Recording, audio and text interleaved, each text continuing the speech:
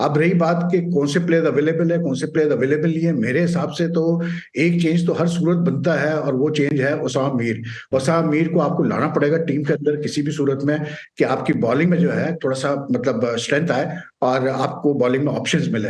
अगर आपने वही 11 खिलाई जो आपने इंडिया के खिलाफ खिलाई थी, तो फिर मुश्किल होने वाली है फिर से हमें। और फिर मैं वही रिपीट करूं कि टीम चाहे कोई भी खेले, at the end of the day mindset सारा मैटर करेगा। देखिए आज बांग्लादेश इंडिया की जो हम बात कर रहे हैं, इस पर बांग्लादेश 246 250 कर पाया सिर्फ, और एक ओवर रहता है। वही कहानी पाकिस्तान की भी है कि ये रन्स ही नहीं पुट ऑन द बोर्ड कर पाते हैं।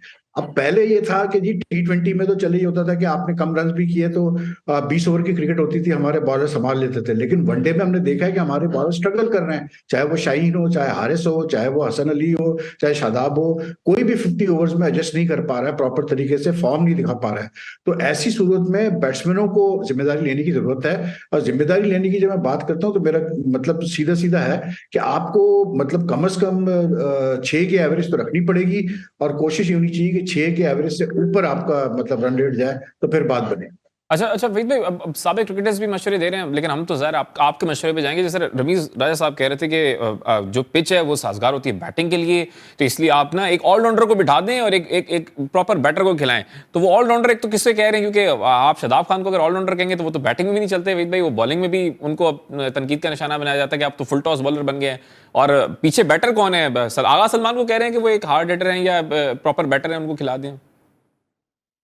यार तला बात यह है कि देखे मतलब एक प्रॉपर बैटर को खिलाने की बात नहीं है, बात यह है कि आपको एक प्रॉपर बॉलर खिलाने की जरूरत है एक और।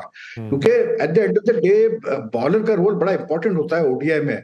आप देखें ना, आपकी बैटिंग तो आप एक्स्ट्रा बैटर खिला भी दे, लेकिन अगर आपके बॉलर्स नहीं अच्छी बॉलिंग कर पाए, आपने ज्यादा रन कंसीड कर दिया या ज्यादा रन आपको चेस करने पड़ गए, तो फिर वही वाली प्रॉब्लम आएगी कि जो आती है पाकिस्तान टीम के साथ। तो I don't think we need a batter, we need a bowler. इसीलिए मैं उसामा मीर के ऊपर इतना जोर दे रहा हूँ। और रही बात बैटर्स की, तो मैं तो ये कहता हूँ कि देखें जिस टाइप की पिचेज है इंडिया में, आपको यार मतलब अगर आप अच्छी क्रिकेट खेलते हैं, अगर आप पॉजिटिव क्रिकेट खेलते हैं, तो मैं नहीं समझता कि चाहे कोई भी टीम हो तो आपकी 6 से 7 विकेट से ज्यादा गिरनी चाहिए एक मैच में 50 ओवर में, अगर आप पूरे 50 ओवर खेलते हैं। क्योंकि ये पिचेस जो है इंडिया की, ये ऐसी नहीं है, ये कोई पर्थ नहीं है, कोई मतलब क्या इसको बोलते हैं, कोई डरबन नहीं है, केप टाउन नहीं है कि जहां पर गेंद पूरे 50 ओवर मूव कर रही होती है और आपको मुश्किल हो रही होती है।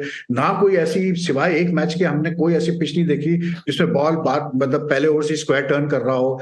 तो इट्स ऑल अबाउट गुड बैट्समैनशिप। आप स्किल लेवल आपका है तो आपको बस गेम अवेयरनेस आप अपने अंदर पैदा करें कि किस टाइम पे आपने शॉट्स खेलने, किस टाइम पे आपने मतलब एक्सीलरेटर दबाना है, किस टाइम पे आपने तेजी से रन करने। मैं समझता हूं कि ये जो स्ट्रेटेजी है पाकिस्तान टीम की, ये जो स्ट्रेटेजी लेके चलते हैं कि आखिरी 15-10 ओवर में हम रन कर लेंगे, ये बड़ी डेंजरस स्ट्रेटेजी है।